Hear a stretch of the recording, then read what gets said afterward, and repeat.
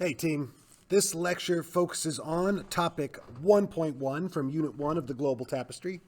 1.1, remember, is about developments in East Asia. It mainly focuses on China, although in other parts of this module, we're going to be studying Japan, Korea, and Vietnam as well as parts of East Asia. The ways in which Chinese culture specifically is kind of influencing their development. In this lecture, though, I'm going to be focusing on the learning objectives, explain the system of government employed by Chinese dynasties and how they developed over time, and explain the effects of innovation on the Chinese economy over time. So let us begin. Starting with the sort of Han Dynasty and a little bit of background, okay? The Han Dynasty was the second imperial dynasty of China. They ruled for about 4 centuries. Most historians describe the Han Dynasty as a golden age for Chinese civilization. It is from the Han Dynasty that we get the term for the ethnic group of Chinese people, which you would refer to someone that is Chinese as Han Chinese, potentially, right? If they weren't Mongolian or Cantonese or something like that, or Uyghurs, they would be Han. So in 220 CE or AD, the Han Dynasty collapses, and this leads to 300 or more years of political fragmentation. This results in a couple things. One, it leads to a more powerful aristocracy of landowning nobles as local leadership filled the void of the imperial state and began to govern more. This is known as decentralization. We will talk about it a little bit more when we look at Japan and medieval Europe. Later Chinese dynasties will have to contend with those powerful landowning aristocrats as they attempt to re-centralize power in the imperial government once again. Another consequence of the Han collapse is that invasions by nomadic peoples increased in the absence of an imperial army that could really deal with large confederations of these tribes. A lot of these nomadic groups would eventually assimilate into Chinese culture anyway, and over the centuries become indistinguishable from the ethnic Chinese, but during the time that they're happening, they were definitely devastating.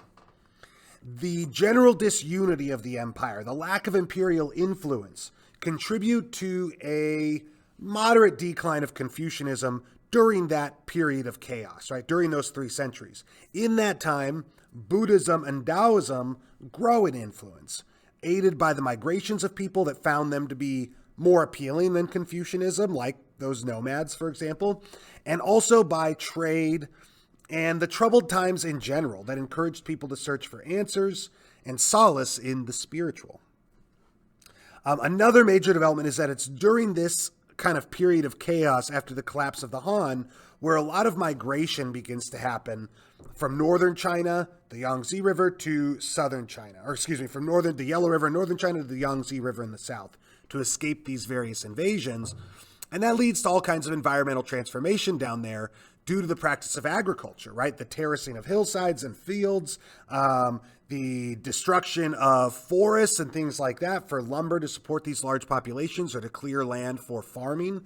And also species and habitat loss is taking place at that time.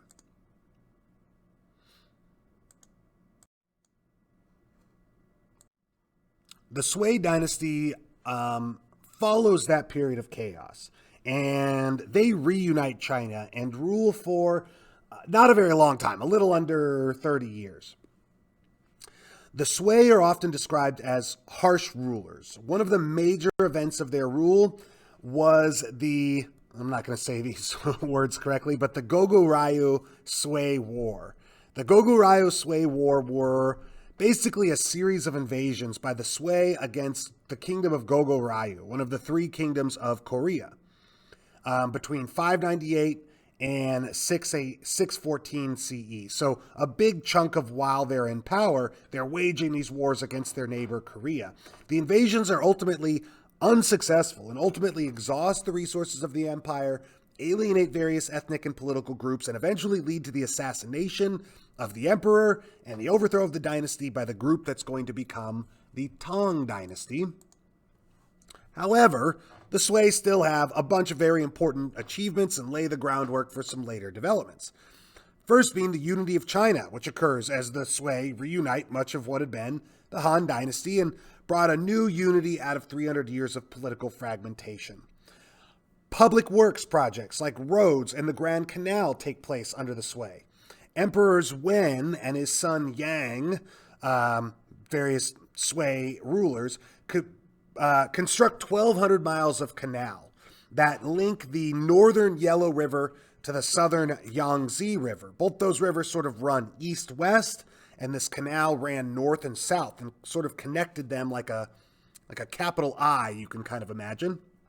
Or you can look on that map in the center there that shows the various sections of the canal and the waterways that they connect to. We'll talk about that in a moment here, but basically they use the existing rivers and lakes of China to connect, these 1,200 miles of canal to something like a total of 30,000 miles of waterways. The important thing here is that they are connecting places like the north to the south, the political capital of Chang'an to the emerging southern agricultural and trade center of Hangzhou, and what's going to be the future capital of China. And the Grand Canal increased connectivity between all these regions and leads to this unprecedented prosperity, trade, and migration and communication in the empire. Last, the Sui dynasty saw and encouraged the continued expansion of Buddhism, which had come to China from India through Afghanistan in its native Sanskrit, like the language of India, during the time of disunity after the Han collapse. One of the big things that starts to make it very popular is the Sui Emperor Wen Di, one of the guys that helps begin that canal, converted to Buddhism and helped legitimize his authority in that way and made similar moves as the Indian ruler Ashoka, who's about 1,000 years before this, from the Mauryan Empire, declaring himself a ruler by Buddhist principles and establishing Buddhist shrines throughout the empire. I'm sorry, I guess Ashoka would be a couple hundred years before this, not 1,000 years before this. But anyway, the Sui emperor establishes these Buddhist shrines throughout the empire. Future dynasties are not going to take such strong positions in support of non-Confucian belief systems. Some of them will even work against Buddhism, but it's the Sui that really sort of encouraged the growth at this time. Although Buddhism does become more distinctly Chinese during the reign of the Sui, and forms such as Mahayana or Pure Land or Zen Buddhism begin to emerge and become popular in China as well. There's a short clip. If you can open up this lecture after, you could watch a little video there on the Grand Canal as well. I encourage you to. For background, the last is the Tang Dynasty, who ruled from 618 to 907 CE, so a pretty long stretch. The Tang Dynasty can be described as one of great expansion of territory through conquest and tribute, and also a period when inventions like gunpowder and woodblock printing begin in China. But for this lecture, I just want to focus on their expansion of the tribute system, which expands greatly under the Tang. Or the Tang, maybe, right? The tribute system is the name for one of China's oldest methods of diplomacy and control, in which delegations that sought to enter Chinese cities, usually for trade, would approach the Chinese ruler, the emperor, with gifts of tribute. These could be spices or fabrics or gold or silver or horses or, whatever the valuable goods were from wherever these people came from. And the idea was the emperor would often return gifts to the delegations of equal or greater value and offer his protection or alliances. The whole idea of tribute was supported by the Chinese conception of themselves as the Middle Kingdom. This is an old belief that China was literally at the center of the universe and the earth as well. They thought that this should sort of be reflected by the goods and delegations of honor and stuff flowing into the Middle Kingdom, the center of the universe. The tribute system was a system of extortion, is the other thing here. Although our textbook described it as a form of diplomacy, I want to help make it clear that it is mostly a form of control, and that the unspoken threat of violence is always in the background should someone refuse to offer tribute. Gangsters at various times have called this fire insurance, right? As in, I can't guarantee your house won't catch on fire unless you're paying for the fire insurance my gang sells, right? Occasionally, when some of the nomadic confederations like the Xiongnu or the Khitan or the Jurchen or the Mongols were strong enough, they could get China to pay them tribute to avoid war. But usually China was the hammer and they did the collecting of tribute and were extorting their, less powerful neighbors.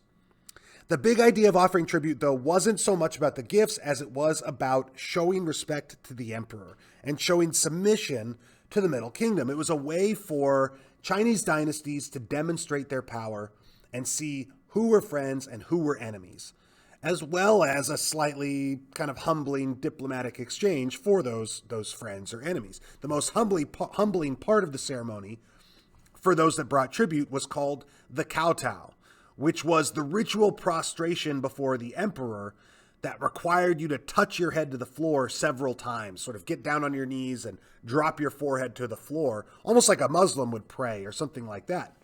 Humbling yourself before the emperor in this way showed your subservience to Chinese dominance and respect for the emperor. The kowtow really helps make it clear what the actual goal of the ceremony is, right? Submission to the empire. And another sort of final important development during the Tang Dynasty is that much of the northern portion of the country or empire is going to be conquered by nomadic peoples very similar to the Mongols, who are going to come around a little bit later. First by a group known as the Khitan, or as the Chinese sometimes called them, the Western Lao dynasty. And later, the Khitan or the Lao are themselves conquered by the Jin or the Jurchen. The invaders were, though, only ever a really small portion of the population, and many historians will describe the Khitan or the Jin empires as a divided China, right? Not exactly like a whole new empire, but that China was, again, sort of split into halves again, because much of the culture remained the same, although with more nomadic influence, which usually worked out better for women and Buddhists. So, the Song Dynasty is the southern portion of what was the Tang Dynasty and includes many nomadic peoples that conquered the area and settled in there. Due to those changes, the Song are forced to move their capital from Chang'an to Kaifeng due to these invasions, and finally to the large trading city of Hangzhou. If you can kind of see where those cities are on the map, you'll see that they move it, some distance to the east and south. But basically to avoid being conquered by the Jurchen or other groups like the Mongols. Because of that, though, Hangzhou would grow to be perhaps the largest city in the world at the time, with 1 million or more people living within the walls of that city. This is a great spot for a spoiler that the Mongols are going to conquer everything after a few centuries of Song rule and will establish their own Chinese dynasty, the Yuan dynasty, as they rule over most of what was Asia at the time. Okay, now for the meat and potatoes of the lecture here, where we will talk directly about some of the topics of 1.1, explaining the systems of government employed by Chinese dynasties and how they developed over time. So the Song dynasty, despite losing territory to the Jin and Jurchen, is considered this golden age in Chinese history due to their widespread prosperity and the productivity that happens under their rule. A lot of that prosperity can be attributed to the imperial bureaucracy, an efficient and large bureaucracy which had been started really under the Qin dynasty, the dynasty that is thought to give China its Western name, Qin, China, and was a vast organization of appointed officials. Those officials, this bureaucracy, enacted and enforced the policies of the empire, acting in a variety of roles as local or regional governors, magistrates or judges, tax officials, public works coordinators, or taking some role in one of the 6 ministries the imperial government was organized into at the capital sort of, imperial level. The imperial bureaucracy is a major continuity in Chinese history over time, one that you want to sort of keep in mind as an example for essays or SAQs.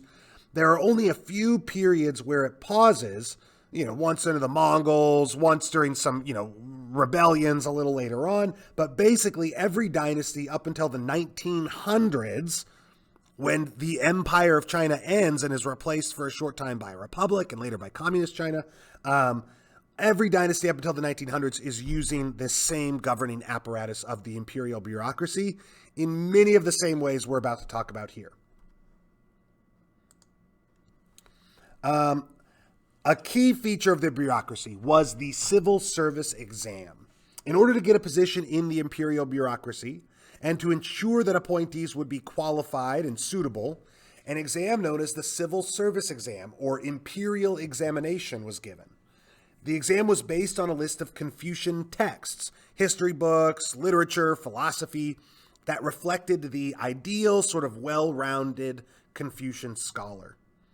The test involved really a great deal of memorization and the ability to recall quotes from the Confucian classics of history and philosophy very precisely, or one risked failure of the entire exam for even a minor misspelling, but also asked for students or test takers to kind of consolidate some of these ideas from the Chinese classics to respond to questions about how to best govern something or what options should be taken in a certain situation using kind of Confucian knowledge. The Song engaged in an expansion of this examination system for public officials.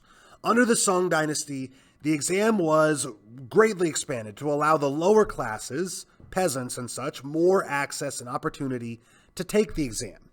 It was also reformed so that it was 3 separate exams depending on the level of government you were hoping to work in, right? A test for the local government, for the provincial government, and then the hardest test being one for kind of the imperial court or palace appointees. The higher the level, the more difficult the exam. The sort of spread of the exam, the expansion of it, and the opportunity sort of for the social mobility that it provided led to several very important developments in Chinese society. One being the availability of books during the medieval period. In Europe, books were very rare things we're going to see. Often they were written in Europe on vellum or animal skin, basically, and 24 might be a large library in many parts of medieval Europe. Most European books were hidden away in monasteries and focused on religious matters. But the combination of China's invention of woodblock printing, as well as paper, as well as the preparations needed for success on the exam, like memorizing all of these Confucian classics, helped to make books much more common in China than in any other part of the world, and led to these very high levels of literacy throughout the empire. Again, relative to other places, they're not at 95% levels, but a lot more people in China could read than basically anywhere else on the planet at that time. Hundreds of thousands of copies of books and scrolls would be produced and distributed across the empire. In some cases, hundreds of thousands of copies of one book. The emergence of schools is a development that kind of goes along with this push for education. Special schools were developed that would help students prepare for the civil service exam from a really young age. They provided even those that didn't succeed in passing the exam with a really well-rounded education, which was great for China's economy and society, whether or not those people became governors or so on. Due to the high stakes of the exam, attempts at cheating were not uncommon, right? And may have even been a common attempt. So anti-cheating efforts were implemented to help kind of curb this practice. For example, isolated desks where test takers could kind of write their essay responses without seeing their neighbors because they had sort of dividers between them, were eventually replaced with the tiny standalone rooms that you can see in the top left picture here that look a little bit like a kind of outhouse. Thousands of them would be lined up in the capital city where the exam was given, and students would be forced to stay inside of them for days, basically, as they worked to complete the exam, which took some time. Each student's essay, and they wrote a bunch of essays as a part of this test, had the student's name erased from the test, and then would be replaced with a number, kind of similar to what happens when you take the AP test or the SAT or something like that. In order to prevent cheating when it came time to score the exams, in case any bribes had taken place, right? In case you paid somebody a little something, something, so that they, scored your civil service exam a little better. Test takers would have their clothes searched. One of the pictures you see on the bottom there is actually a set of underwear that has notes written on them, right? A kind of crib sheet of notes that people would use to help themselves cheat. So this behavior was so common because of the opportunity for social mobility offered by the exam, right? You could go from a peasant nobody to governor of a province in China if you could do well. So, some less scrupulous people were willing to cheat in order to do that. But also the prestige that came with success, right? Passing the exam was very difficult. For every one person that passed it, 100 people failed it. That's really hard, right? The ratio is like nowhere close to that for like our AP test, for example, right? For every one person that passes it, maybe 2 people fail it, right? Or even less than that, it's almost 1 for 1 depending on the test. So success came not just with the possibility of a job, but with a great deal of prestige and honor for yourself and your family. That is kind of similar to an AP test, maybe. This eventually formed a new social class in Imperial China called the scholar gentry, depending on the translation you're using. I think Strayer refers to them as the scholar gentry. But this is a social class, similar to like the middle class that's going to emerge one day in Europe. This class would eventually kind of rival other powerful groups like the aristocracy or wealthy merchants in China. One of the other kind of most important things about the exam is that it elevated one's deeds over who their daddy was.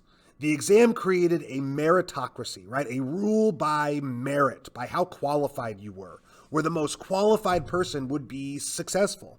This was a threat to the aristocracy, who were a lot of times ruling just because of, again, who their father was, or because somebody a long time ago helped somebody in a battle, and so now they get to rule this province forever.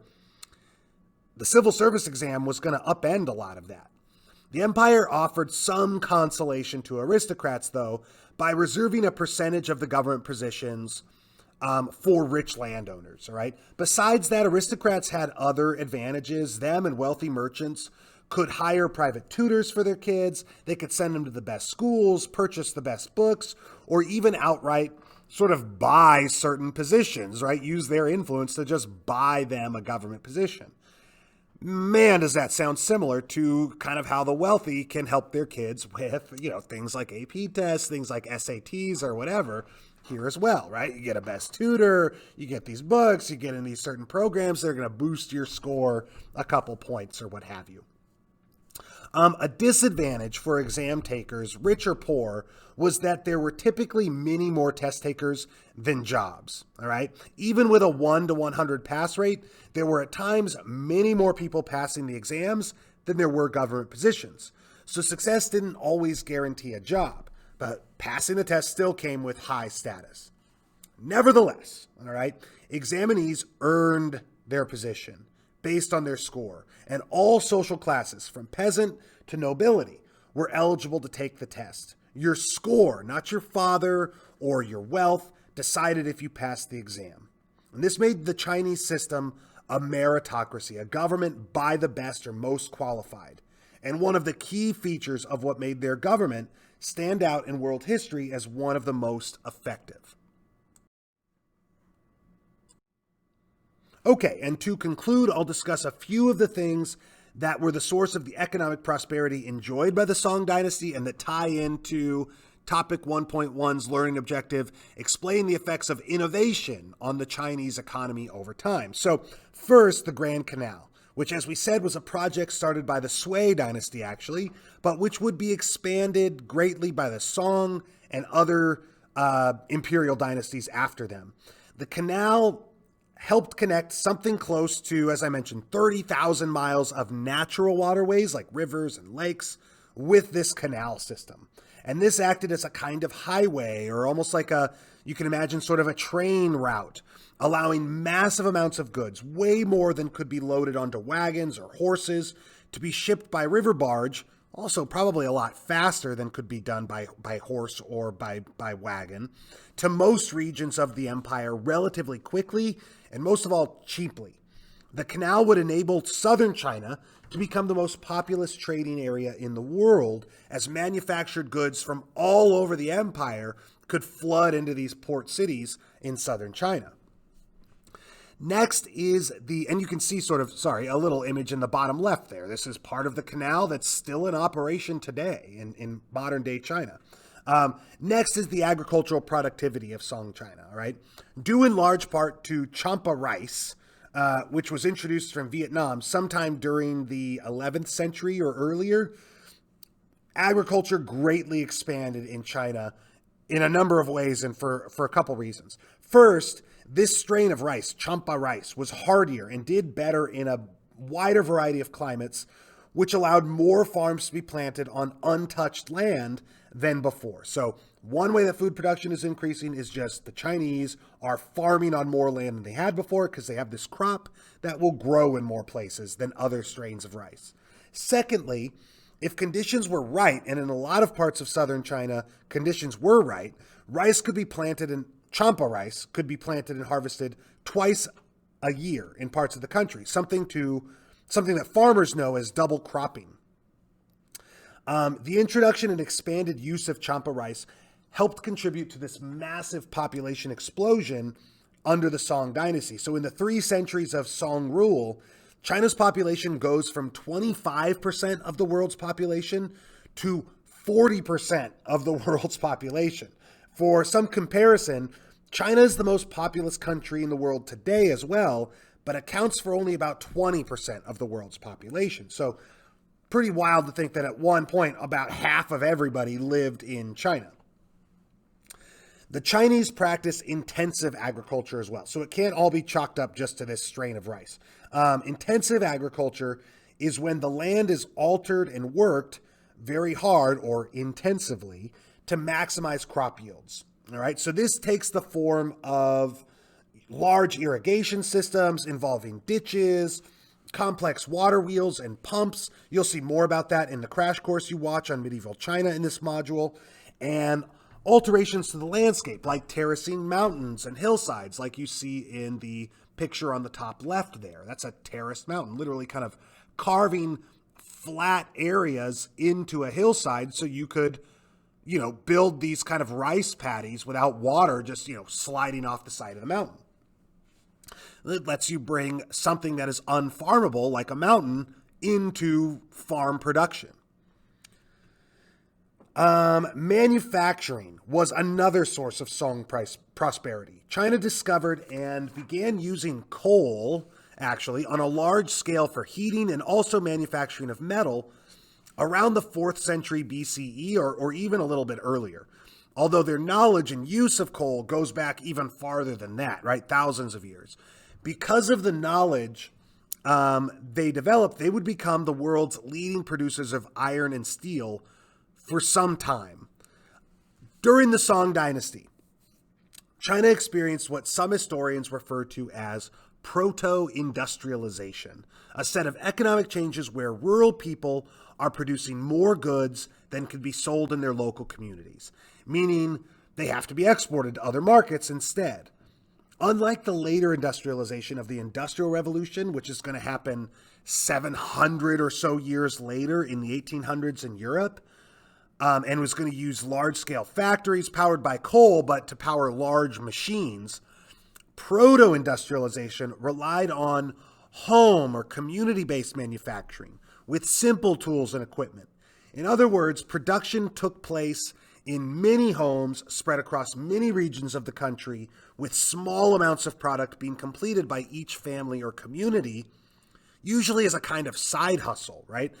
In Europe, this is going to be known as the cottage industry in 1800s England, right? A lot of people sort of producing things as a side hustle in their homes to supplement their farm income with manufactured goods that they could sell as well. So due to that proto-industrialization, China led the world in iron and steel, which they produced in large quantities using the proto-industrial methods of artisans and craft workers producing steel and iron in these very mini but kind of widely dispersed smelting facilities regulated by the imperial government.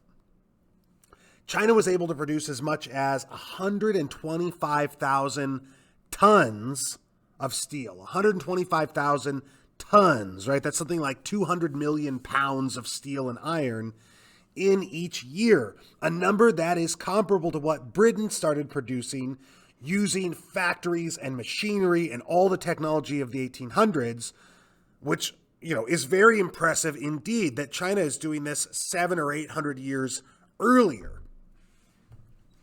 Textiles and porcelains, especially silk and like the porcelain dinnerware, cups, plates, bowls that are going to be called sort of fine china in other parts of the world, were also produced throughout the country by local producers in this, proto-industrial method before making their way to markets along the Grand Canal, to one of the southern trading ports, or across the Silk Road to distant parts of Asia.